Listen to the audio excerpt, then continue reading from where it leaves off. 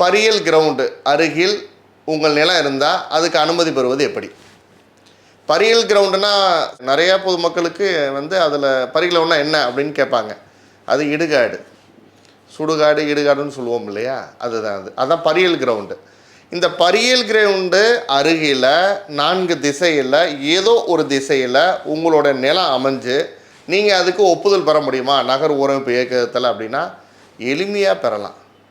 அதுவும் நீங்கள் பரியல் கிரவுண்டு இருந்துச்சுன்னா அந்த 30 மீட்டர் 100 அடி செட்பேக்கு அது விடப்பட வேண்டும் அப்படின்னு பொதுமக்கள்கிட்ட ஒரு ஐயப்பாடுகள் இருக்குது. அதுவும் பயமாகவும் இருக்குது.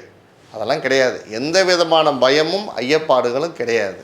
பரியல் கிரவுண்ட் இருக்குது, அதோட 4 திசையில் ஒரு திசையில் உங்கள் நிலம் அமைஞ்சிருக்குன்னா நீங்கள் அந்த திசையில் அமைஞ்சுள்ள உங்கள் நிலத்துக்கு எளிமையாக நகர் ஊரமைப்பு இயக்கத்தில் அனுமதி பெறலாம்.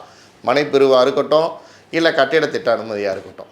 30 மீட்டர் 100 அடி திரவிடமாக விடப்பட வேண்டும் அப்படிங்கிற ஒரு ஐயப்பாடு நம்ம இடம் போதே அப்படிங்கிறதெல்லாம் கிடையாது. இப்போ 30 மீட்டர் உங்கள் வரைபடத்தில் நீங்கள் காண்பிக்கணும்.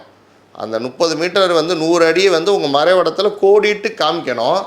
ஆனால் நீங்கள் திரவிடமாக விட தேவையில்லை. எதனால் திரவிடமாக விட தேவையில்லை? இது தமிழ்நாடு அரசு சில ரிலாக்ஸேஷன் கொடுத்துருக்காங்க. எப்படின்னா, சம்மந்தப்பட்ட உள்ளாட்சி அமைப்பு, இப்போ உதாரணத்துக்கு மாநகராட்சியாக இருந்துச்சுன்னா நகர திட்டமிடுனர் அப்படின்னு ஒரு போஸ்ட் இருக்குது.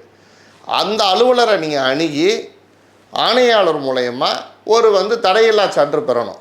எப்படின்னா, உங்கள் பரியல் அந்த மாநகராட்சி எல்லைக்குள்ளே இருக்கக்கூடிய அந்த பரியல் கிரவுண்டுக்கும் உங்கள் நிலத்துக்கும் நீங்கள் ஆழ்துளாய் கிணறு, அந்த ஆழ்துளாய் கிணறு மூலியமாக நீங்கள் தண்ணீர் வசதி ஏற்படுத்தாமல் பைப்லைன் மூலயமா தண்ணீர் வசதியை என்னோடய நிலத்திற்கு ஏற்படுத்தி நான் அனுமதி பெற்றுக்கொள்கிறேன் அப்படின்னு ஒரு கடிதத்தை நகர திட்டமிடுனர் மாநகராட்சி ஆணையாளருக்கு நீங்கள் கொடுத்துட்டீங்கன்னா அவங்க சைட் இன்ஸ்பெக்ஷன் பார்த்துட்டு உங்களுடைய நிலத்தில் நீங்கள் பைப்லைன் மூலயமா தண்ணீர் வசதியை கொண்டு போகிறதுக்கு எந்த தடையும் இல்லைன்னு தடையில்லா சான்று அவங்க கொடுக்கணும்.